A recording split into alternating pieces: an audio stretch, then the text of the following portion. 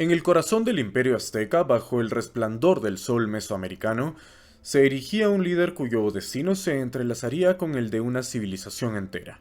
Este es Moctezuma II, el último gran tlatoani de los aztecas, cuyo reinado marcó el apogeo y la caída dramática de uno de los imperios más poderosos de América precolombina. Ascendido al trono en un mundo lleno de presagios y poderes divinos, Moctezuma gobernó sobre Tenochtitlán con una mezcla de sabiduría, devoción religiosa y autoridad indiscutible.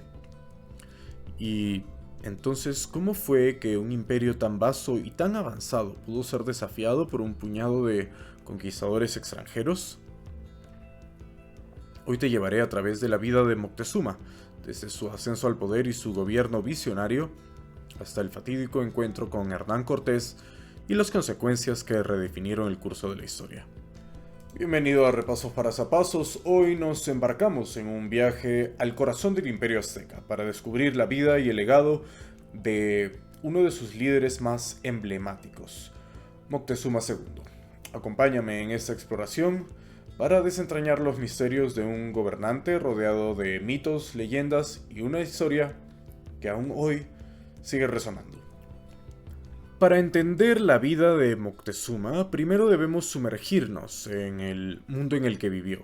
Moctezuma II, conocido también como Moctezuma Xocoyotzin, fue el tlatoani o gran líder del Imperio Azteca, uno de los más poderosos y sofisticados imperios de la América precolombina.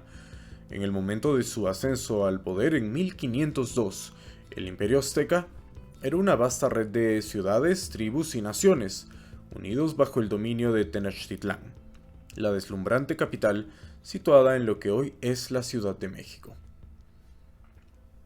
Bajo el mando de Moctezuma, el imperio no solo disfrutó de un periodo de riqueza y expansión, sino que también se enfrentó a desafíos internos y externos que pondrían a prueba su liderazgo y su sabiduría. La complejidad de este imperio era impresionante, desde su avanzada organización social y política hasta sus impresionantes logros en arte, arquitectura y ciencia. Y por supuesto no podemos olvidar su apasionante cosmovisión, donde dioses y rituales jugaban un papel central en la vida cotidiana. Y como dato curioso, a Moctezuma le gustaba mucho el chocolate. No exactamente como lo encontramos hoy en día. Para Moctezuma y para los aztecas, el chocolate era una bebida sagrada y de gran prestigio, consumida en ceremonias y con un sabor diferente al que conocemos. Moctezuma II ascendió al trono de Tenochtitlán en 1502. El camino al poder en el Imperio Azteca era complejo y exigía no solo nobleza de sangre, sino también habilidades militares, sabiduría y la aprobación de los dioses. O al menos eso era lo que decían los sacerdotes. Moctezuma, que era hijo de Axayácatl, otro tlatoani importante, no solo cumplía con el requisito del linaje noble, sino que también era un guerrero y un líder consumado. Antes de ser tlatoani, Moctezuma fue un guerrero destacado y un líder militar. Participó en varias campañas de expansión y defendió el imperio de sus enemigos. Pero claro, no todo era guerra, también era conocido por su inteligencia y sus habilidades diplomáticas. Alguien que puede planear una batalla, pero también resolver conflictos diplomáticamente. Eso era Moctezuma. Su llegada al poder marcó el inicio de un periodo de grandes cambios y reformas. Moctezuma se dedicó a fortalecer la estructura administrativa y política del imperio. Extendió el territorio azteca, mejoró la recaudación de tributos y reforzó las leyes y las costumbres tradicionales. Pero no todo fue fácil para él. Su gobierno también estuvo marcado por la opresión y el miedo. Había reglas muy estrictas y castigos severos para quienes no las seguían. Algunos dicen que era un líder temido, mucho más que amado. Bajo el liderazgo de Moctezuma, el imperio azteca experimentó una expansión significativa. Una expansión territorial real y poderosa. Moctezuma extendió el imperio hacia lo que hoy conocemos como Guatemala y algunas partes de Nicaragua. Era como un experto jugador de ajedrez, siempre pensando en el próximo movimiento. Gobernar un imperio tan grande no era tarea fácil. Moctezuma tenía que lidiar con una variedad de pueblos y culturas, cada uno con sus propias costumbres y sus propias expectativas. Para mantener la cohesión, implementó una estructura administrativa eficiente, con gobernadores locales que respondían directamente a él.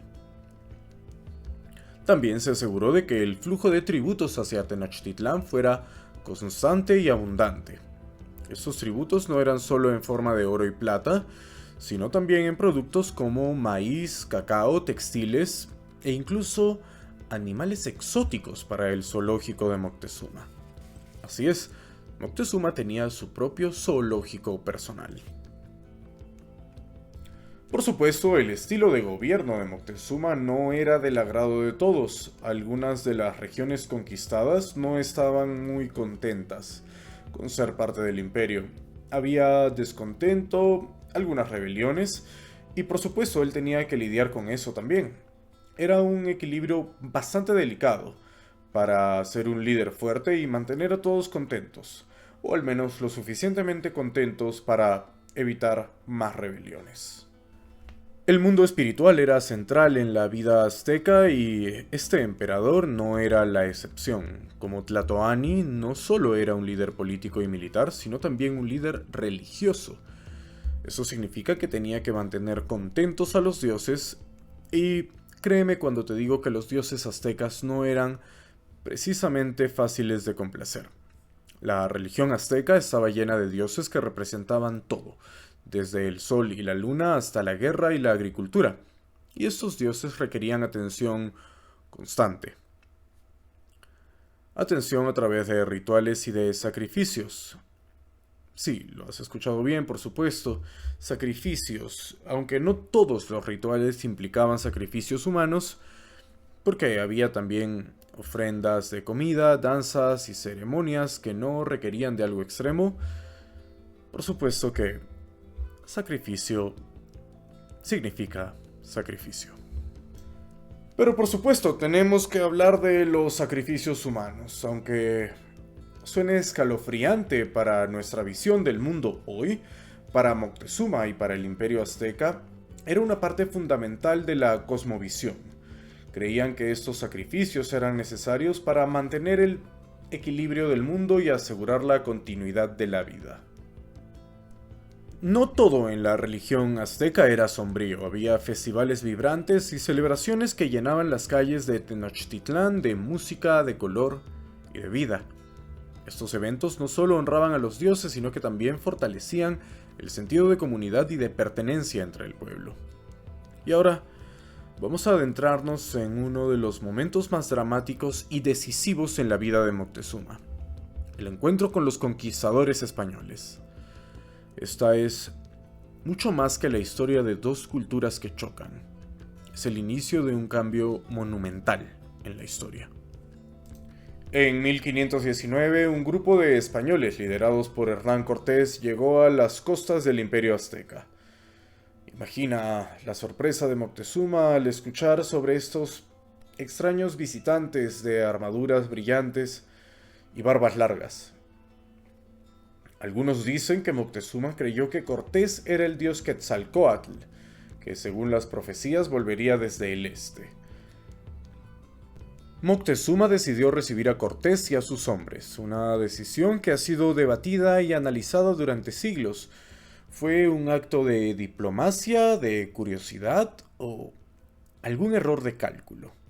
Lo que sí sabemos es que este encuentro marcó el principio del fin para Moctezuma y para el Imperio Azteca. Los conquistadores, fascinados por la riqueza y la cultura del imperio, pronto empezaron a mostrar sus verdaderas intenciones. No pasó mucho tiempo antes de que las tensiones aumentaran. Cortés, que no era precisamente un invitado modelo, tomó a Moctezuma como rehén en su propio palacio. Durante ese tiempo, Moctezuma se vio atrapado en una situación imposible. Por un lado, estaba bajo la custodia de los españoles y por el otro su propio pueblo comenzaba a cuestionar su liderazgo y su autoridad. Un verdadero dilema. Y esto nos lleva a uno de los capítulos más sombríos y más decisivos de nuestra historia: la caída de Moctezuma y el fin de un imperio. Este es el momento en que la tragedia y la historia empiezan a entrelazarse. Con Moctezuma cautivo en manos de los españoles, la tensión en Tenochtitlán estaba a punto de estallar. Era una especie de olla a presión y no pasó mucho tiempo antes de que las cosas se pusieran realmente feas. En 1520, durante una ausencia temporal de Cortés, estalló una violenta rebelión contra los españoles en la ciudad. Fue un momento de caos y de desesperación. Moctezuma, en un intento por calmar a su pueblo, se presentó ante ellos, posiblemente bajo la coacción española, pero en un giro doloroso del destino, se dice que fue herido por su propia gente, que lo vio como un títere de los invasores.